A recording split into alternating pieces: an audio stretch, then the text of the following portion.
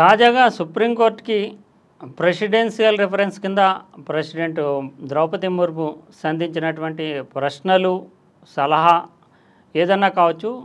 Substantial question of constitutional law, రాజ్యాంగపరమైనటువంటి అంశాల్లో తలెత్తేటటువంటి ప్రశ్నలకు సమాధానం వెతికేటటువంటి ప్రయత్నంలో తన అధికారాన్ని, అంటే 143 సెక్షన్ 1 కింద ప్రెసిడెన్స్ వినియోగించుకున్నటువంటి అధికారము ఇప్పుడు తెలంగాణ ప్రభుత్వానికి, ముఖ్యంగా రేవంత్ రెడ్డికి ఒక ఉపశమనంగా మనం చెప్పొచ్చు. ఎందుకంటే డైరెక్ట్గా ఇది ఉపశమనం అని చెప్పలేకపోయినప్పటికీ గడిచినటువంటి కొంతకాలంగా రేవంత్ రెడ్డి చాలా ఇబ్బందికరమైనటువంటి పరిస్థితిని ఎదుర్కొంటున్నారు. రాజ్యాంగపరంగా కొంతమంది బీఆర్ఎస్లో ఎన్నికైనటువంటి సభ్యులు కాంగ్రెస్ పార్టీలో చేరిపోవడం, వాళ్ళలో ముగ్గురు నేరుగానే బహిరంగంగా ఆధారాలు దొరికే విధంగా పార్టీని ఫిరాయించడం, ఇవన్నీ జరిగినాయి. దీంతో 10 మంది మీద సుప్రీంకోర్టులో ఈ విషయంలో కేసు నడుస్తుంది. స్పీకర్ నిర్ణయం తీసుకోవడంలో విపరీతమైనటువంటి జాప్యం చేయడంతో స్పీకర్కి నిర్దిష్టమైనటువంటి గడువుని పార్టీ ఫిరాయింపుల నిరోధక చట్టం విధించకపోవడం, ఒక కాన్స్టిట్యూషనల్ బాడీగా స్పీకర్కి విచక్షణాధికారం ఉండడం, ఎప్పటిలోపల నిర్ణయం తీసుకోవాలి అనర్హత మీద, పిటిషన్ మీద అనే దాని మీద. దీంతో సుప్రీంకోర్టులో కేసు నడుస్తుంది. గడిచిన కొంతకాలంగా ఈ కేసుకి సంబంధించి ఏదో తీర్పు వెలువడుతుంది. తర్వాత వీళ్ళ మీద అనర్హత వేటు వేయక తప్పనటువంటి వాతావరణం ఏర్పడుతుంది. స్పీకర్కి ఒక నిర్దిష్ట గడువు సుప్రీంకోర్టు విధిస్తుంది. విధించిన తర్వాత వీళ్ళ అనర్హత పాలు కాక తప్పదు అనేటటువంటి వాతావరణం ఏర్పడింది. ఇది రాజకీయంగా కాంగ్రెస్ పార్టీని, రేవంత్ రెడ్డిని ఉక్కిరిబిక్కిరి చేస్తున్నటువంటి పరిస్థితి. తాజాగా సుప్రీంకోర్టులో ఒక బెంచ్, 2 సభ్యుల బెంచ్ గవర్నర్ విషయంలో ఒక నిర్ణయం తీసుకుంటూ 3 నెలల లోపులోనే గవర్నర్ ఒక నిర్ణయం చెప్పాలి. ఒకవేళ శాసనసభ లేదంటే మంత్రిమండలి పంపించినటువంటి బిల్లులను కనుక ఆమోదం చెప్పకపోతే అది చట్టం అయిపోతుంది అంటూ సుప్రీంకోర్టు ఒక నిర్ణయాన్ని వ్యవహరించడం, కాన్స్టిట్యూషన్ ప్రకారం ఆర్టికల్ 200 ప్రకారం వచ్చినటువంటి అధికారాలను కూడా పక్కన పెడుతూ గవర్నర్కు నిర్దిష్టమైనటువంటి టైం ఫ్రేమ్ చెప్పడము.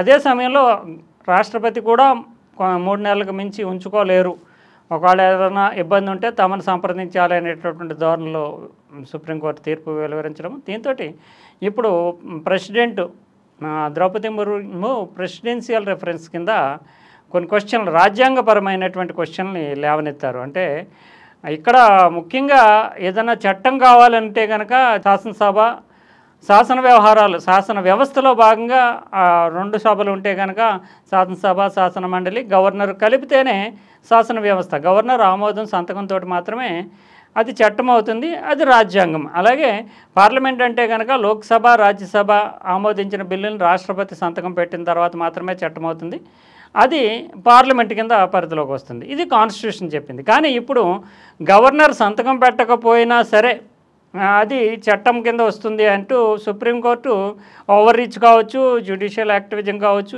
దీని ద్వారా ఒక 142 అంటే తనకు ఇచ్చిన విచక్షణాధికారాన్ని వినియోగించుకుంటూ తీర్పు చెప్పింది. ఇది కాన్స్టిట్యూషనల్ యొక్క బేసిక్ స్ట్రక్చర్కి, కాన్స్టిట్యూషన్కే విరుద్ధం అనేటటువంటి భావన వ్యక్తమవుతుంది. ఇదే సందేహాన్ని క్వశ్చన్ కింద అసలు ఎలా చట్టం అవుతుంది, గవర్నర్ సంతకం లేకుండా చట్టం అయ్యేటటువంటి పరిధి రాజ్యాంగంలో ఉందా? అంటే గవర్నర్కి నిర్దిష్టమైనటువంటి టైం, అంటే యాజ్ ఎర్లీ యాజ్ పాసిబుల్ అనే దానికి నిర్వచనం ఇవ్వచ్చు 3 నెలలని. కానీ అసలు గవర్నర్ 3 నెలల్లో సంతకం పెట్టకపోతే చట్టం అయిపోతుందంటే రాజ్యాంగంలో లేదు. రాజ్యాంగంలో లేని విషయాన్ని కూడా రాజ్యాంగంలో గవర్నర్ రాజ్యాంగ ప్రకారం శాసన వ్యవస్థ అంటే శాసనసభ, శాసన మండలి, గవర్నర్ కలిస్తే శాసన వ్యవస్థ, గవర్నర్ ఆమోదంతో చట్టం వస్తుంది. పార్లమెంటు అలాగే అవుతుంది. కానీ ఇప్పుడు అసలు గవర్నర్ సంతకమే లేకుండా చట్టం అవుతుంది అంటే అది రాజ్యాంగ పరిధిలోకి వస్తుందా?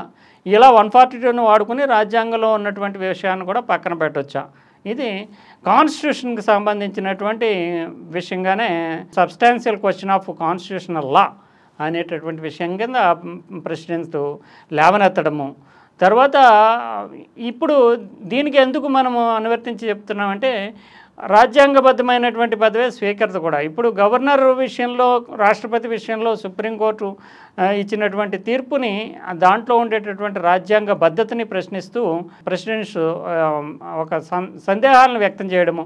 అంతేకాకుండా 2 సభ్యుల ధర్మాసనము రాజ్యాంగంలో ఉండేటటువంటి క్లిష్టమైన అంశాలు, రాజ్యాంగ వివరణతో కూడినటువంటి అంశాల్లో ఇద్దరు సభ్యుల ధర్మాసనం అంటే సింపుల్ బెంచ్ అది. నిజానికి సింపుల్ బెంచ్ రాజ్యాంగ విషయాల్లో రాజ్యాంగాన్ని నిర్వచించి కొత్త విషయాలు తెలుసుకుని లోతైనటువంటి అధ్యయనం చేయాల్సినటువంటి విషయాల్లో కాన్స్టిట్యూషనల్ బెంచ్ కనీసం 5 సభ్యులతో కూడా రాజ్యాంగ ధర్మాసనం అంటే ఇన్డెప్త్ స్టడీ చేయాలి. ఎందుకంటే వేరే కాన్స్టిట్యూషనల్ బాడీ గవర్నర్ కానీ రాష్ట్రపతి కానీ స్పీకర్ కానీ ఇలాంటి వాళ్ళు కూడా సుప్రీంకోర్టు ఎలాగైతే రాజ్యాంగ వ్యవస్థ వీళ్ళు కూడా రాజ్యాంగ వ్యవస్థలే. అందువల్ల వేరే కాన్స్టిట్యూషనల్ బాడీ అంటే రాజ్యాంగంలో ఉండేటటువంటి నిబంధనలకు సంబంధించి కొత్త విషయాలు స్టడీ చేయాల్సినటువంటిది లోతుగా తెలుసుకోవాల్సినటువంటి విషయాలు ఉన్నప్పుడు ఇద్దరు సభ్యుల ధర్మాసనం ఎలా చెప్పేస్తుంది? రాజ్యాంగ ధర్మాసనం రాజ్యాంగం మీద కూడా తీర్పులు చెప్పేటటువంటి రాజ్యాంగ ధర్మాసనాన్ని కూడా ఏర్పాటు చేయకుండా ఇద్దరు సభ్యుల ధర్మాసనం తీర్పు చెప్పేయచ్చా?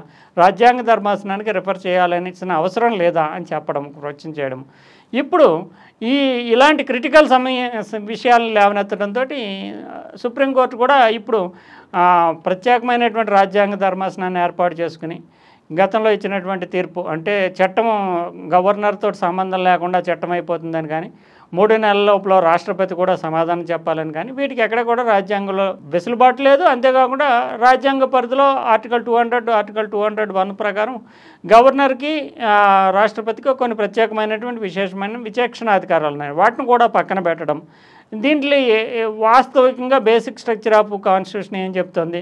వీళ్ళ తీర్పు చెప్పడంలో ఉద్దేశం ఏంటి? ఆ తీర్పు రాజ్యాంగాన్ని ఉల్లంఘించినట్లుగా ఉందా లేదా? రాజ్యాంగాన్ని కూడా తమ చేతుల్లోకి సుప్రీంకోర్టు తీసుకున్నట్లుగా 142ని అడ్డుపెట్టుకుని అనేటటువంటి ప్రశ్నలు లేవనెత్తున్నాయి. ఇప్పుడు ఈ స్పీకర్ విషయంలో కూడా తీర్పు చెప్పడానికి ఇప్పుడు రాష్ట్రపతి ఏ ప్రశ్నలు అయితే లేవనెత్తారో గవర్నర్ తరహాలోనే స్పీకర్ కూడా ఒక రాజ్యాంగ పదవి కనుక స్పీకర్ కూడా నిర్దిష్టంగా తేల్చాలి మీరు 3 నెలల్లో అని చెప్పడానికి ముందుగానే రాజ్యాంగ ధర్మాసనాన్ని ఏర్పాటు చేసుకుని ఇప్పటికే ఒక ఇష్యూ పెండింగ్లో ఉంది కనుక గవర్నర్లకు సంబంధించి ఇచ్చినటువంటి ఇష్యూ రాష్ట్రపతికి సంబంధించి ఇచ్చినటువంటి ఇష్యూ ఉంది కనుక వాటి మీద ఒక రాజ్యాంగ ధర్మాసనాన్ని ఏర్పాటు చేసుకుని ఆ క్లారిటీ వచ్చిన తర్వాత అధ్యయనం చేసిన తర్వాత సుప్రీంకోర్టు అవగాహనకు వస్తుంది. వచ్చిన తర్వాత దాని మీద క్లారిటీ ఓవరాల్గా ఏంటి అనేటటువంటిది లేదంటే తీర్పుని మళ్ళీ పునఃసమీక్షించుకోవడము లేదంటే చట్టం ఎలా అమల్లోకి వస్తుంది గవర్నర్ సంతకం లేకుండా ఈ విషయం మీద క్లారిటీ ఇవ్వడము ఇలా రకరకాలైనటువంటి కాన్స్టిట్యూషనల్ ఆబ్లిగేషన్స్ ఇబ్బందులు కూడా ఉన్నాయి. ఇప్పుడు ఇక్కడ రేవంత్ రెడ్డికి కలిసి వచ్చినటువంటి అవకాశం ఏంటంటే గవర్నర్ విషయంలోనే సుప్రీంకోర్టు తీవ్రమైనటువంటి విమర్శలు ఎదుర్కొంటుంది. స్వయంగా రాష్ట్రపతి జోక్యం చేసుకుని సుప్రీంకోర్టునే వివరణ లేదా సలహా ప్రెసిడెన్షియల్ రిప్రజెంటేషన్స్ కింద అడిగారు. రాజ్యాంగ ధర్మాసనం ఏర్పాటై దీన్ని ఓవరాల్గా దీన్ని మొత్తం తేల్చాల్సి ఉంది. ఈ నేపథ్యంలో స్పీకర్ విషయంలో కూడా ఒక నిర్దిష్టమైన టైం చెప్పడానికి కొంత అటు గవర్నర్ విషయంలోనే సుప్రీంకోర్టు ఇప్పుడు ఇబ్బంది పడుతుంది. గవర్నర్ల వ్యవహారం విషయంలోనే స్పీకర్ల వ్యవహారం అది కూడా కాన్స్టిట్యూషనల్ బాడీ కనుక స్పీకర్ల వ్యవహారంలో కూడా కొంచెం తొందరపడి స్పీకర్ కూడా 3 నెలల్లో చెప్పాలి 4 నెలల్లో చెప్పాలని చెప్తే మళ్ళీ స్పీకర్ల వ్యవస్థ నుంచి కూడా కొంత విమర్శ వచ్చేటటువంటి పరిస్థితి ఉంటుంది. మళ్ళీ అది కూడా ప్రెసిడెన్షియల్ రిఫరెన్స్కి వెళ్ళొచ్చు కనుక కొంత ఆచితూచి వ్యవహరించే అవకాశం ఉంటుంది. అందువల్ల ఇమీడియట్గా అనర్హతకు సంబంధించిన విషయంలో కానీ లేదంటే స్పీకర్కి సంబంధించినటువంటి విషయంలో కొంత అప్రమత్తమవుతూ ఆచితూచి వ్యవహరించేటటువంటి అవకాశం ఉందంటూ న్యాయ నిపుణులు చెప్తున్నారు. ఒక రకంగా చెప్పాలంటే ఈ గవర్నర్ల విషయంలో వెలువడినటువంటి తీర్పు ప్రెసిడెన్షియల్ రిఫరెన్స్ కింద సుప్రీంకోర్టుకి ప్రెసిడెంటే కొన్ని ప్రశ్నలు లేవనెత్తడం ఈ నేపథ్యంలో ఒక ఊపిరి పీల్చుకునే అవకాశం. ఎందుకంటే ఇప్పుడు ధర్మాసనం కూడా స్పీకర్కి తెలంగాణ స్పీకర్కి నిర్దిష్టమైనటువంటి కాల వ్యవధి నిర్ణయించి అది రాజ్యాంగబద్ధమా కాదా అనేది ఇంకా తేలకుండానే స్పీకర్కు నిర్ణయించబడినటువంటి కాల వ్యవధి నిర్ణయించడం అనేది గవర్నర్ నిర్ణయించిన పరిధిలోకి వస్తుంది కనుక ముందు ఆ విషయం గవర్నర్ల విషయం తేలాలి కనుక ఇక్కడ అప్రమత్తమయ్యి కొంత ఆచితూచి వ్యవహరించేటటువంటి అవకాశం ఉంటుంది. 2 రాజ్యాంగ వ్యవస్థల మధ్య ఇప్పుడు కాన్ఫ్లిక్ట్ ఆఫ్ కాన్స్టిట్యూషనల్ బాడీస్ మధ్య రాజ్యాంగ వ్యవస్థల మధ్య విభేదాలు లేదంటే విరుద్ధమైనటువంటి అంశాల మీద ఒక రాజ్యాంగాన్ని పరిధిలోకి తీసుకోవాల్సి ఉంటుంది కనుక ఇప్పుడు స్పీకర్ విషయంలో కూడా ఇమ్మీడియట్గా తొందరపడి ఒక నిర్ణయాన్ని చెప్పే అవకాశం ఉండదు. ఇప్పటికీ ఒక సంశయాన్ని సందేహాన్ని విమర్శని ఈ గవర్నర్ల తీర్పు విషయంలో ప్రత్యేకించి చట్టం అయిపోతుంది అనే విషయంలో ఎదుర్కోవడం వల్ల నిజానికి సుప్రీంకోర్టు ఇచ్చిన తీర్పు తర్వాత ప్రెసిడెన్షియల్ రిఫరెన్స్ రాకుండా ఉండుంటే కనుక సుప్రీంకోర్టు మరో బెంచ్ కూడా ఈ తెలంగాణ ఇష్యూని కూడా తేల్చేసి ఉండేను. కానీ ప్రెసిడెన్షియల్ రిఫరెన్స్ వచ్చింది కనుక వేరే కాన్స్టిట్యూషనల్ బాడీ మీద వాళ్ళకుండే అధికారాలని మీరు ఎలా తీసుకుంటారు అనే తరహాలో ప్రశ్న వచ్చింది కనుక ఇప్పుడు స్పీకర్ విషయంలో కొంత ఆచితూచి ఉండొచ్చు. అందువల్ల ఇది తెలంగాణలో ఈ కాంగ్రెస్ సభ్యులు ఇంకా మారిపోయినటువంటి బీఆర్ఎస్ సభ్యులు ఎవరైతే ఉన్నారో వాళ్ళ అనర్హత విషయంలో నిర్దిష్ట కాల వ్యవధి సూచిస్తూ స్పీకర్కి ఉత్తర్వులు ఇచ్చే విషయంలో కొంత జాగ్రత్త పడేటటువంటి అవకాశం ఉంది. సుప్రీంకోర్టు తీర్పు వెంటనే రాకపోవచ్చు. రాజ్యాంగ ధర్మాసనంలో గవర్నర్ల విషయంలో తేల్చిన తర్వాతే ఈ విషయాన్ని కూడా తేల్చేటటువంటి అవకాశం ఉందంటూ న్యాయ నిపుణులు చెప్తున్నారు. ఆ మేరకు రేవంత్ రెడ్డికి కొంత రిలీఫ్ లభించినట్లే మనం చెప్పాల్సి ఉంటుంది.